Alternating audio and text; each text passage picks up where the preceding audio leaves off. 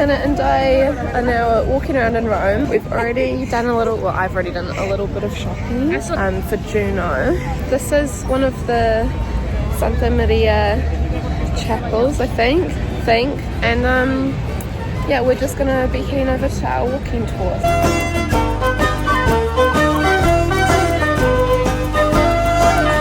Okay, we made it to our walking tour spot, so we're just waiting.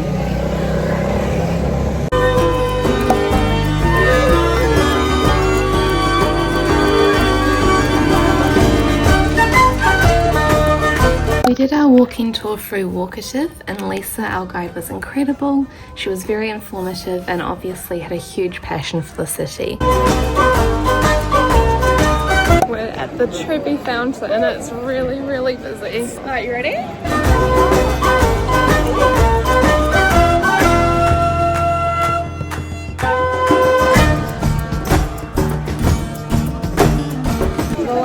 So long that we're not going to be able to throw the coins in the time that we've got, but just looking at it is amazing. And then over there's the other building. Even just where I'm standing on this corner, it's beautiful.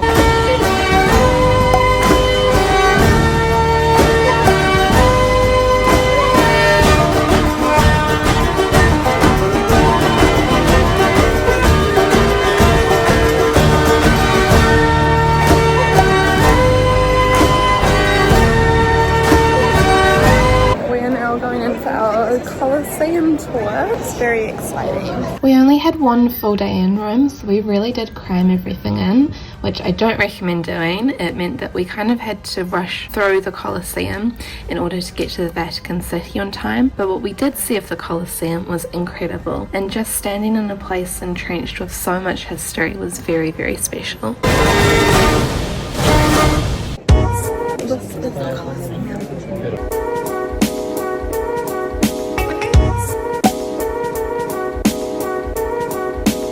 We're walking over to the Vatican. We've been walking for about 40 minutes, but we're almost there. And then we've got our toilet.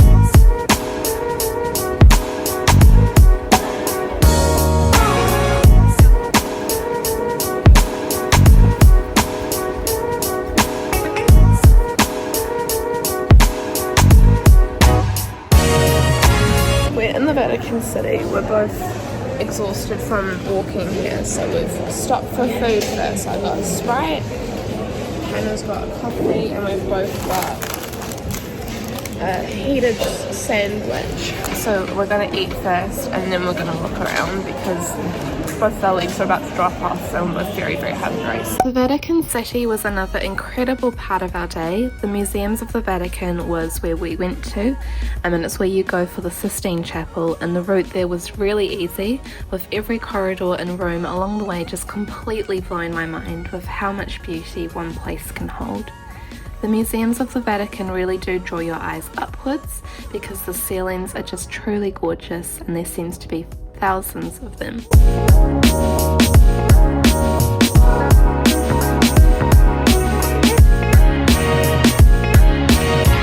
You're not allowed to film inside the Sistine Chapel, but seeing it all was another highlight, and I couldn't get over the scale of it. So we walked the full hour and 15 minutes from the Vatican City back to our hostel. Basically walked hours. And this is basically we've walked 2 hours, but actually we've been walking since 8:30 this morning because we did the walking tour, which was 2.5 hours, nearly 3 hours, and then we did the Colosseum, and then from the Colosseum we walked to the Vatican, and we walked around the Vatican, museums, and the Sistine Chapel, and then we walked all the way back. So we've been walking, and it's now 6 o'clock, 7 o'clock, so.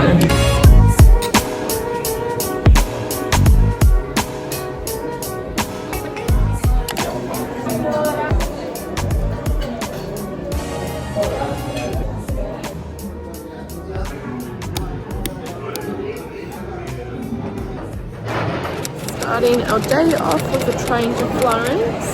It's just there.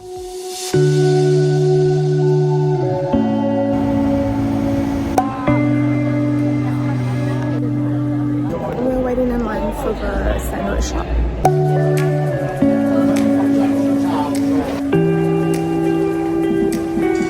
We waited so long for these. It was like a 20-minute line. We both got the firenze. Ooh, that's really good. Lemonade.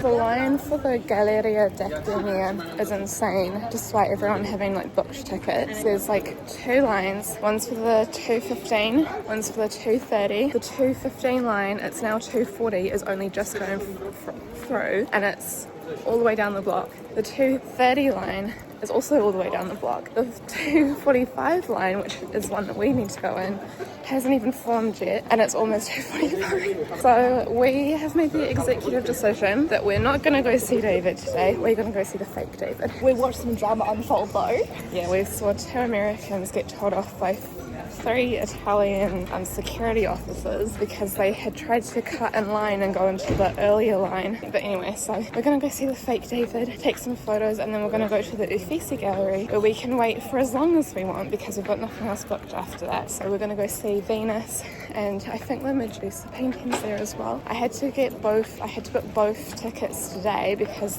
both galleries are closed tomorrow.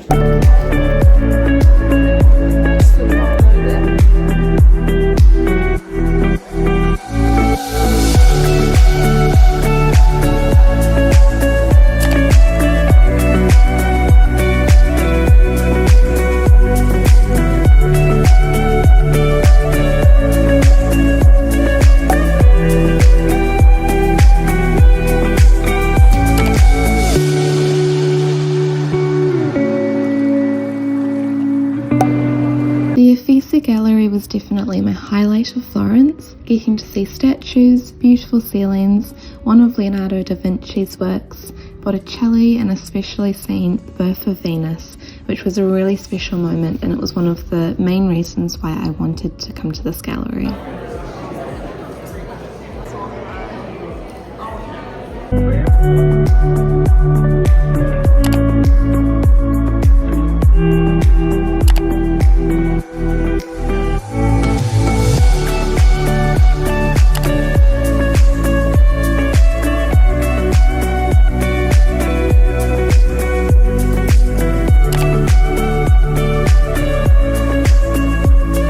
We even found this portrait of a woman and her dog, and the dog looked like Peachy, which was heartwarming and transported me back home just for a moment.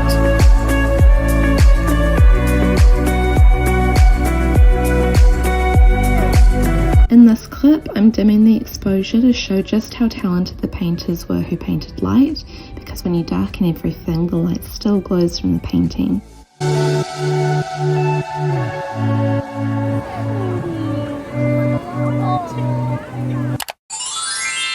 We stayed at Hostel Arci Rossi during our stay in Florence, and we were both really impressed.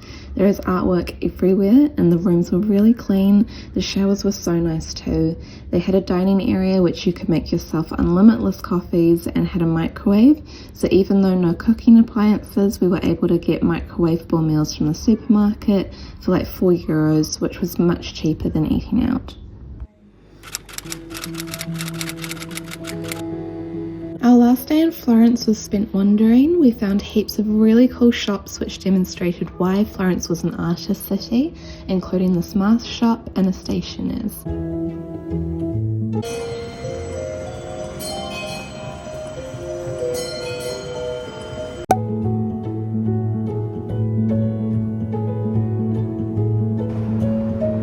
We did the foto automatica, which was really fun, but there was a line and you do have to wait 5 minutes for the photo to develop, but I think it was worth it.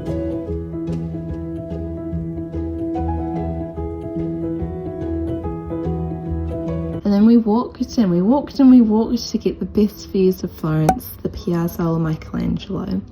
The walk up to the top was honestly not that bad, and the views were beautiful.